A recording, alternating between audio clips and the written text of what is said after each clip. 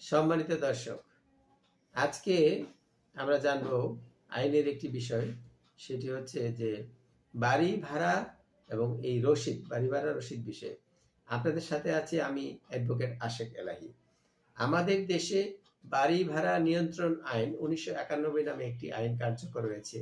বাড়ি ভাড়া সংক্রান্ত বিষয়াবলী নিয়ন্ত্রণের জন্য বাড়ি মালিক এবং ভাড়াটিয়াদের অধিকার স্বার্থ রক্ষার জন্য এই আইনটি কার্যকর। এই আইনের মাধ্যমে বাড়ির মালিক এবং ভাড়াটিয়ারা তাদের কোনো সমস্যা, ভাড়া সংক্রান্ত কোনো বিষয় নিয়ে সমস্যা দেখা দিলে বিজ্ঞ আদালতে মামলা করতে পারে। আজকে আমরা জানব যে বাড়ি ভাড়া রসিদ যদি বাড়ির মালিক না দেন তাহলে কি হতে পারে, তিনি কি রসিদ দিতে বাধ্য, এই বিষয়টি আজকে আমরা জানব।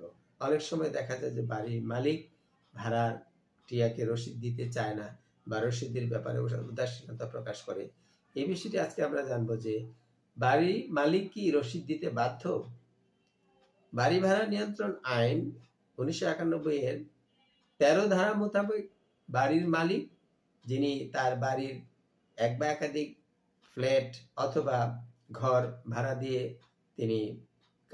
দিয়ে থাকেন, তিনি ভাড়াটিয়াকে রসিদ দিতে বাধ্য। এই আইনের 13 ধারায় এই বিষয়ে বিধানাবলী সন্নিবেশন করা হয়েছে। বলা হয়েছে যে বাড়ির মালিক যিনি তার বাড়ির কোনো অংশ ভাড়া দিয়ে থাকেন এবং ভাড়াটিয়াকে তিনি রসিদ দিবেন। এখন যদি রসিদ না দেন তাহলে কি হবে, এটাও এই আইনের 27 ধারায় এই বিষয়ে বিধান সন্নিবেশন করা হয়েছে। 27 ধারায় বলা হয়েছে যদি কোনো বাড়ির মালিক যিনি তার বাড়ির ঘর বা ফ্ল্যাট ভাড়া দিয়েছেন কিন্তু যিনি ভাড়া নিয়েছেন তাকে যদি রসিদ না দেন তাহলে ভাড়ার দ্বিগুণ পরিমাণ অর্থদণ্ড জরিমানা হতে পারে। কাজেই প্রত্যেক ভাড়াটিয়া তাদের রসিদ পাওয়ার অধিকার রয়েছে এবং যারা বাড়ির মালিক, যারা তাদের বাড়ি ভাড়া দিয়ে থাকেন, ভাড়াটিয়াদেরকে তারা রসিদ দিতে বাধ্য।